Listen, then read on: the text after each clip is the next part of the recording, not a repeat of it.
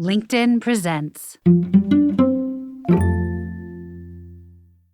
Forests across the country that historically might have experienced natural wildfire every 10 to 30 years haven't seen it in a century. That means they're clogged up with fuel, small trees and shrubs, brush, all the stuff that would have been burnt out by those historic low-intensity burns. So in many areas, when wildfire does come through, it burns faster and hotter than it would have naturally because the forest is so loaded up with that fuel. It's Thursday, and I'm Michael Kovnett.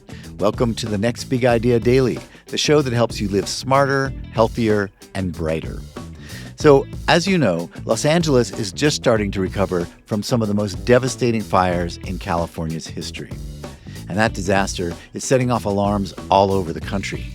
It seems like wildfires have been getting worse in many years, and indeed, in the last couple of decades, the number of acres destroyed annually is well above historic averages. As the planet grows ever warmer, we may have to accept wildfires as a regular part of life. So what can we average citizens do to prepare? Here to help is Nick Mott, co-author with Justin Angle of the book This is Wildfire: How to Protect Yourself, Your Home, and Your Community in the Age of Heat. Nick is an environmental journalist who's a reporter and producer for Montana Public Radio, and he'll share some of their big insights right after this break.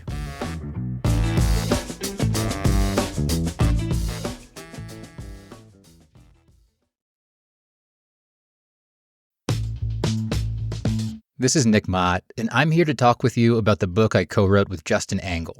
It's called This is Wildfire: How to Protect Yourself, Your Home, and Your Community in the Age of Heat. Wildfire isn't inherently bad. It just is. In the summer of 2023, smoke from Canada choked the East Coast. There were mass evacuations in Yellowknife. Communities like Lahaina in Hawaii were destroyed. It was both a remarkable season and an utterly ordinary one. The effects of wildfire are more present for more people than ever before. In 2020, wildfires scorched an area of the U.S. 50 times larger than New York City. Fire season is 80 days longer than it was 30 years ago. And every fire season, headlines sprout up across the country. Fire threatens a community. A megafire burns 100,000 acres of forest. Smoke inundates cities. For those losing homes, livelihoods, or lives, the impacts of wildfire are undeniably tragic. But there's a much deeper story to tell. While wildfires are burning more land than in living memory, we need to look historically to understand our relationship with fire. Ecosystems across the country depend on wildfire to thrive. In some forests, flames thin out dense undergrowth and make room for older, fire-resilient species to flourish. Some species can only reproduce after fire comes through. Animals like deer and elk, and even rare species like Canada lynx, depend on the ecosystems low-intensity natural fires create. So wildfires have become something with two competing roles in our world. We need to suppress and get rid of them, and yet we need more of them, burning in the right places in the right way. The thing is, this predicament is all thanks to us. We got ourselves in this mess. For millennia, wildfires shaped the landscape. Our forests and grasslands evolved with fire. Indigenous groups across the country used fire for hunting, foraging, and culture. But when settlers colonized the West, fire became a problem. In 1910, a 3 million acre conflagration known as the Big Burn sent smoke across the country. The Forest Service, in its infancy at the time, began an all-out war on flames. The so-called 10 a.m. rule dictated that all burns were to be snuffed out by 10 a.m. the next morning. Educational and PR campaigns like Smokey Bear made wildfire public enemy number one. The country built a military-style apparatus dedicated to putting out fire. And for decades, we were good at that.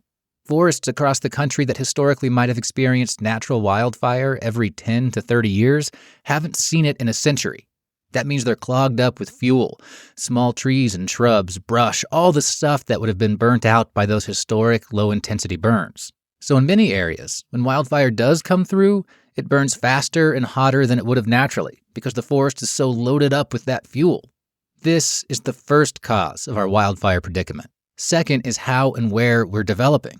Thanks to rising cost of living in city centers and the aesthetic appeal of residing among mountains and forests, more people are living in areas prone to wildfire than ever before.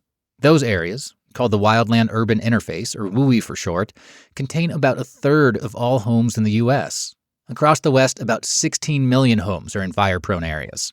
Third is climate change. Skyrocketing greenhouse gas emissions, caused, paradoxically, by our addiction to burning, in this case fossil fuels rather than forest fires, have created hotter, drier conditions. Less snow accumulates on top of mountains in the winter, and it melts off earlier than ever as what used to be spring snow falls as rain.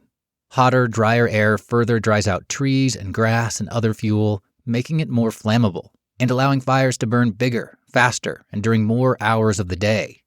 Combined, these factors have made wildfire feel like an unstoppable and deadly force. We need more fire, not less. Scholars say we're in a fire deficit, meaning we ought to be experiencing a lot more wildfires than we are right now, based on our environmental conditions. And this relates back to how we treat wildfires. Some firefighters like to say a fire put out is a fire put off. Historic wildfires create barriers to newer ones. So when a new wildfire erupts, it may hit a wall when it hits a burn zone from, say, 5 or 10 years ago. But today, because we've been putting out so many fires, there are far fewer of those fire scars that can act as barriers on the landscape. One way to help us get out of this predicament is so-called prescribed fire. That means low-intensity wildfire, intentionally set in the right place at the right time to stay under control and simulate how it might have burnt historically. Those are hard to get done. Climate change is closing weather windows, prescribed burns gone awry generate political opposition, it takes staff and resources and environmental review, and people just don't like smoke in the skies. But fire professionals also like to say, how do you like your smoke? In big, suffocating doses when big fires erupt? Or in smaller, easier to tolerate and plan for pulses? The latter is what we can get with prescribed burns. We can protect ourselves from flames. Retired fire scientist Jack Cohen started studying how fires burnt homes back in the 1980s, before we were seeing the devastating fire seasons we are today. He wondered, what is it that causes homes to burn? He realized it wasn't the flames themselves that engulfed communities. Instead, embers drifted off of the flames, sometimes miles away, and floated their ways to rooftops and yards. This is what sets neighborhoods ablaze. And Cohen says there's a lot we can do about it. This seemingly basic realization set off a shift in his mindset. The problem isn't with wildfires, he realized. It's with embers causing homes to burn. We can't control all the wildfires, but we can control how vulnerable our communities are. So there are basic things we can do to make our homes and neighborhoods more resilient. Here are some of them in a nutshell. First, think about your roof. That's like a giant landing zone for embers. If you have a wood roof, replace it with a fire-resistant material like metal. Regularly blow out all the leaves and pine needles in your gutter. Seal up attic vents and soffits with fine mesh so embers can't get in. If you have a wooden fence, replace the sections directly touching your house with fire-resistant material. Get rid of flammable wood chips and mulch and firewood next to your house. Farther out from your home, think about the things that can catch fire in your yard. That means trees and shrubs should have lots of space between them, and solutions might mean cutting them down to get that vegetation the breathing room it needs. Think about creating breaks in fuel, things like paths and walkways. And lastly, think about what you and your family will do when a fire does come through. Are you signed up for your area's emergency notices? Pack a go bag with snacks, insurance documents, prescriptions, N95 masks, and other essentials you can grab in a hurry. Talk with your family about where you'll go during an evacuation and how you'll get there. We need collective action, too. The above are just some of the actions you can take to make your home more resilient. To find out more, connect with a local fire preparedness organization. In fact, in dense developments, your neighbor's lack of fire resilience can spell danger for your home, too. So fire is a community issue, not just an individual one. And local organizations that can build trust among the community are crucial to addressing fire risk across the country. If you don't have one in your area, consider starting to mobilize your neighborhood and talk about fire risk at community meetings.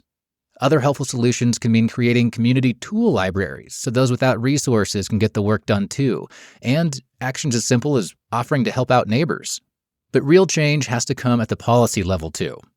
Some of the work required on homes costs a lot of money. Replacing all the wood roofs in fire-prone areas, for example, is estimated to be a $6 billion problem. Federal and local governments need to make a serious investment in community fire resilience, along with prescribed burning. We also need zoning and codes that can make sure development, both new and old, is up to snuff when it comes to wildfire. Big picture, policy change also means taking rapid and meaningful action on climate change. Ultimately, we need to reformulate our relationship with wildfire and recognize that the problem isn't just out there in forests. The problems are right where you live, and that's empowering. It means that each of us, as citizens and community members, have the agency to create a more fire-resilient world. Thank you, Nick. Okay, listeners, you can get yourself a copy of This is Wildfire at your favorite bookstore. And if you'd like to have smart ideas like this right in your pocket, go to your app store and download the Next Big Idea app. It's got thousands of big ideas from hundreds of authors. I'm Michael Kovnat. See you tomorrow.